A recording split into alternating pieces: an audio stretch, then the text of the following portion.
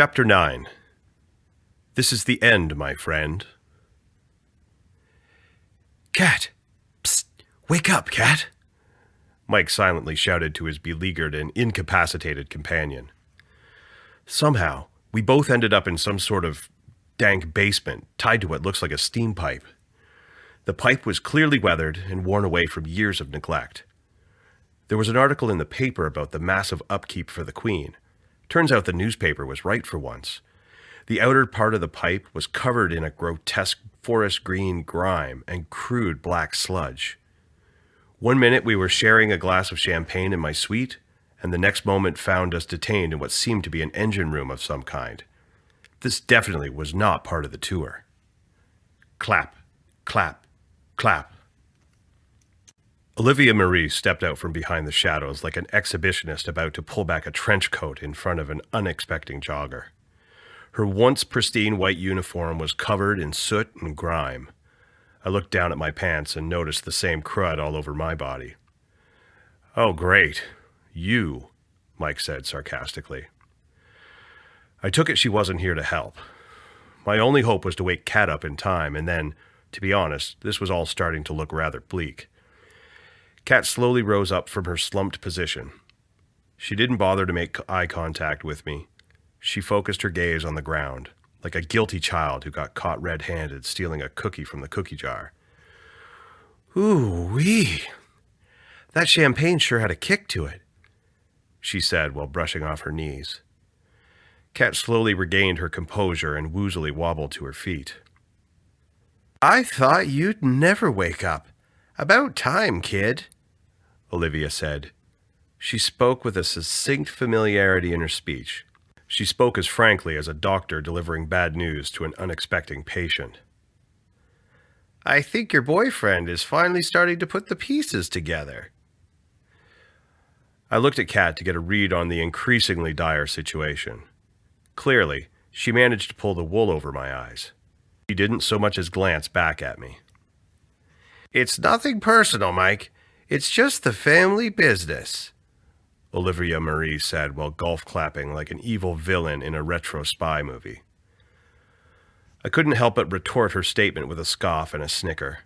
The humidity was baking my forehead and rupturing what little decorum I had left. How could I have been so blind? You have got to be kidding me. Killing people on the Queen Mary is your deranged version of family bonding time? Olivia settled her footing on the moist floor of the boiler room and folded her arms across like an upset Karen about to explode on someone at a grocery store. "Some families like to take skiing trips. Some families like to skydive. Some families like to rollerblade. We kill people on the Queen Mary. What's so wrong with that?" Nothing, really. I mean, especially when you put it so reasonably. Mike scoffed for a moment at the absurdity of it all. He was in a bind, and there was no clear exit strategy that didn't end in a body bag. Sweat started to drip down his forehead like a nervous poker player trying to avoid getting his bluff called. Who would have thought? Killed by a couple of freaking Karens. What are the odds? "Aren't you at least curious as to why?" Kat asked her former fling. Her eyes glistened with a gleeful, intense glare. Is this the part where you explain your tragic origin story in painstaking detail? If I listen, will you let me go? "No. We're still going to kill you, but thanks for not begging for your life. Most men do. Frankly, it's rather pathetic." Ain't that the kettle calling the pot black? Well then, why bother telling the story at all? Just get it over with. "Why bother? You men are all the same. Skip the foreplay and go right to instant gratification. No, not this time. Not on my watch." Normally, I would happen to agree with you, but in this case, why bother? "I guess you could say it's a tradition." Tradition, for the love of God. Can you at least make it quick then? "Well," Olivia began to continue her diatribe, but found herself instantaneously interrupted by Mike Allen. Ketchup on a steak. I should have known you were a murderer. Who in the world puts ketchup on a perfectly good steak? Heck, the cow's already dead. Why kill it again? Don't beat yourself up too much. You couldn't have known. Let me guess. All those years ago, it was you all along. Bum, bum, bum, Mike said while standing to his feet. His pride wouldn't get wrapped up in their shame. He wasn't much for grandstanding, but he sure knew how to ruin a good surprise. Olivia started noticeably fuming. Her face lit up brighter than a Christmas tree at the Griswold's house. It was me, you betcha. All these many years, behind the scenes, in the shadows, one step in front of the police at every turn. Mike turned to Kat and asked, "Was it all a lie?" No, not all of it. Not really. Just most of it. You lovebirds done or what? "Sorry, be my guest," Mike said politely and sarcastically. Ironically enough, it was your very grandfather that almost fouled up the whole thing for me back in '67. He nearly caught me in the act back then. Nearly mucked it all up. Private detectives can be rather annoying nuisances. Like all men, he was easily charmed. Just as I was about to relieve myself all over my backside, a loud clicking sound interrupted Olivia once more. The kind of distinctive clicking that often accompanied a nickel-plated .45 single-action Colt revolver. Mike had become all too familiar with the cocking action of his grandfather's favorite firearm. "Seems like crazy runs in the family," a voice echoed from the inner bowels of the ship. A foreboding, modest man leapt out of the shadows into the fray. Kat and Olivia Marie both looked at each other with utter confusion. Kat looked over to me for some kind of clarity. All I could do was return a warm smile. I shook my head and said, "Sorry, I wasn't exactly honest with you either." You mean you're not an insurance actuary? "Well, okay. No, I was mostly honest with you. I'm an insurance nerd." That part was very true. Oh, good. I don't date liars, she said. "About time you showed up. What took you so long?" Mike shouted to his grandfather. "Seems like you had everything under control. If you two Lovebergs want to talk this out, I can always come back later," Mike Sr. said while pulling back his trench coat and putting his cocked revolver downward at the floor. Shadow beamed into the dimly lit boiler room and draped over the threesome. The revolver glimmered and shined against the incandescent glare of the hallway lights. "Can someone get me out of these chains? Don't get me wrong. Under different circumstances, I'd give it a shot, but all things considered, now is probably not the best time to explore my fantasies." "You're not going anywhere," Olivia shouted with a sassy sanctimony. She swiftly pulled out a knife from her boot and placed it up to Mike's exposed throat. The jagged knife firmly planted under his jawbone. The knife was crudely sharpened and chipped from years of neglect. It was a relic from another era, much like Olivia. "Oh, what's the matter with you? Put that thing away. Come on, you're going to hurt somebody," Mike pleaded persistently. "Put it down or what?" Olivia asked audaciously. Or, I'll leave a bad online review, that's what. "I had my theories back in '67.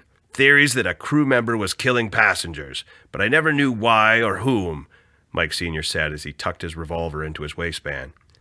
He slowly stowed the revolver away like someone storing luggage under a bus. After a second or so, he began to raise his hands up above his head. "Why? Why? You couldn't begin to comprehend why." "What's it been, 50 years or so? Humor me, darling." Olivia scoffed at the former detective's ploy, but found solace in regurgitating her motives to her victims.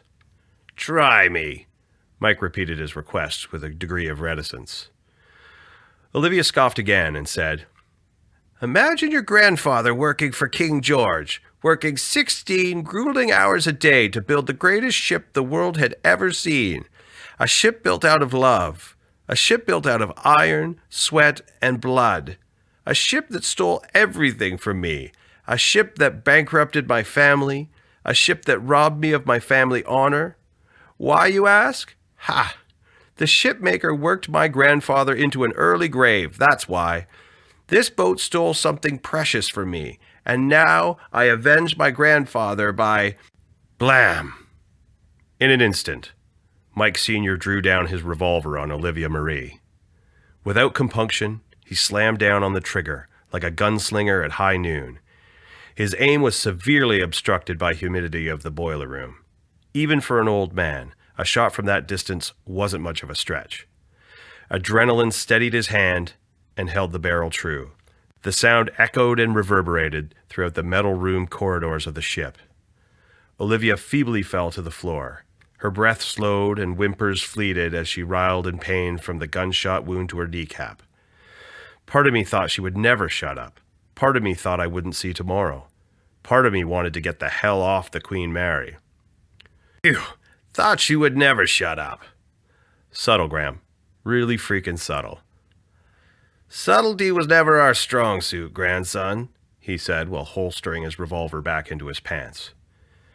Kat was petrified by the unfolding of recent events. Her grandmother was sprawled out on the floor writhing in pain, and her plans were seemingly falling apart at the seams. Kat! She broke her trance and looked back at me with a deflated disposition as Grant began to unlatch my bondage.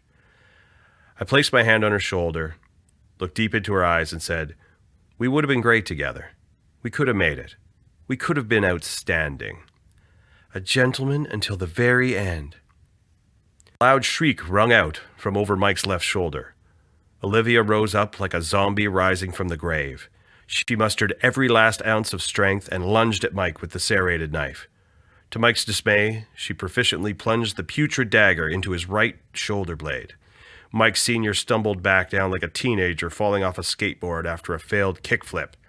He fell to one knee and drew his revolver down on Olivia. His grandson managed to scream bloody murder while leaping out of the line of fire.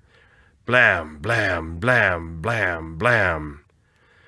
Mike Sr. unloaded the remaining rounds of his revolver into the twiggy torso of Olivia Marie. She flung and swung as the bullets ripped into her bony body. The wall behind her was splattered with blood like a Jackson Pollock painting. Mike hated modern art, almost as much as his disdain for serial killers. Somewhere in the process of repainting the room, blood splatter managed to completely cover the clothes of Mike and Kat. I once had an argument with one of my roommates about whether or not we would want to get shot or stabbed. Assuming we had a choice, my preference was to get stabbed. For the life of me, I could never figure out why anyone would want to get shot.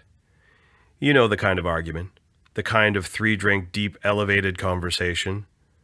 As I pulled the steel knife from my shoulder blade, I have to say my opinion on the matter has somewhat changed. "Oh, why couldn't she have just shot me instead?" Mike said as blood gushed from his ghastly knife wound. Crimson blood oozed down his backside and dripped droplets off of his drenched shoes. "I mean, I could try waking her up and asking her to shoot you. Don't be such a strunzo. What's the matter with you?" Mike Sr. scolded his grandson while shaking his head in disbelief. He was dumbfounded by the lack of appreciation for what had just transpired. Mike slung his arm over the shoulder of his grandfather, and the two men hobbled away to fight another day.